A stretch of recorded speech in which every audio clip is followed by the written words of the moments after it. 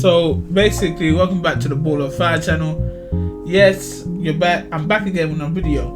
Now, this is a quick video, and I want to talk about what's happening with the league and this dire situation. Recently, I've watched a little podcast. Listened to a podcast. Forgive me, it's just me talking. If it don't sound coherent, forgive me for that.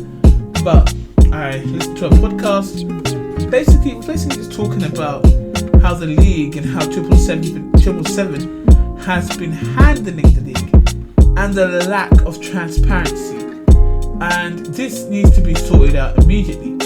We cannot have 777 in the league dealing with things the way they have been dealing with it. What I've seen, which is the Paul Brown on the below the rim. That's their name on Spotify. Find that podcast, Paul Brown, Below the Rim. What he talks about is basically how the league was being handled by 777 before the actual news broke, and how many shareholders within the league itself were discussing the way how the league was being handled. And this is, what he was revealing was startling. I did kind of wonder. We went very, very expensive on the broadcasting, and I didn't understand why. I know studio in London and getting these high class presenters and TV show hosts to then produce this content to go on to things like American TV, but yet you didn't really have much of a league, and many teams didn't have an arena. Didn't make sense to me, but I did believe that in their methodology that it would grow the league. But when you hear the podcast, you'll find out basically that's not what really was happening. Now he goes into detail of 777 assets and how a certain company, their parent company, ACP, Advantage Capital, is basically selling their shares. So we know from Hootfix that this is true because the chairman has discussed with the 777 leaders about moving their shares over and selling to other investors. So they are, right now the league is looking for other investors to buy out the league. The problem is if 777 tries to hold the acquisition or just basically forecloses on it, we don't know what's going to happen.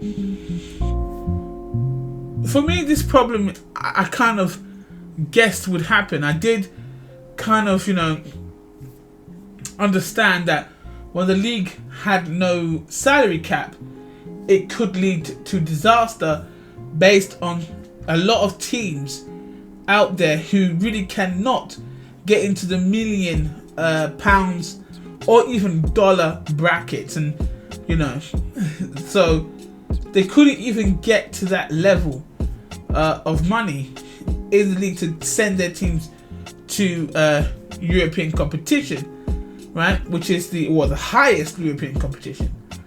So I understand that problem. However, it wasn't highlighted that 777 had issues when they started out. And if it was, I believe the takeover from 777 wouldn't have gone as smoothly as it has been. Now, granted, they have brought more faces, brought more people, and developed the structure of the league, and that will always, as fans, will always be thankful for the structure they put in the league. However, what they've done is they borrowed money against themselves, but at the same time they don't have the money, so they're taking out loans. It's a whole lot of mess, and they don't really own the money they're giving out. Now, obviously, there is a lot of investors and shareholders that don't really own the money they give out. Many of them just give out loans. That's true.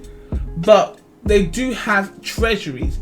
Most of these organizations have a certain treasury, right? Whereas if they got if they're giving out billions and billions of pounds, they might have a 500 million treasury, right? Where they can give out actual tangible money at a time's notice. If people are late with loans or anything like that, they can give out certain bits of money, right? But this is a bit weird. This is a bit weird because, I don't know how they were doing business before.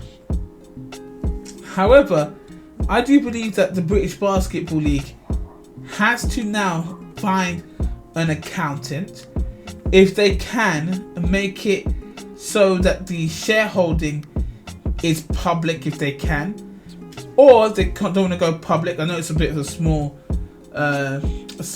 league, so be asking for investments.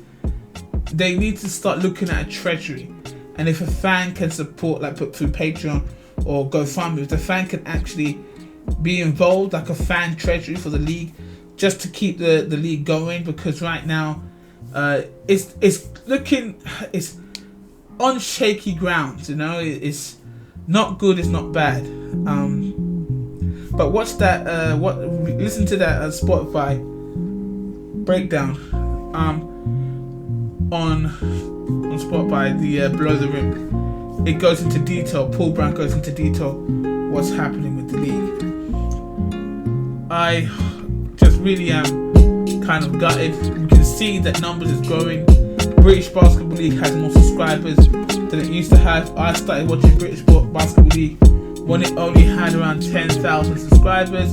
We now sit at 29,000, so it's very upsetting. Anyway, just putting the alarm out there for anyone who watches the video. Till next time, guys. Peace.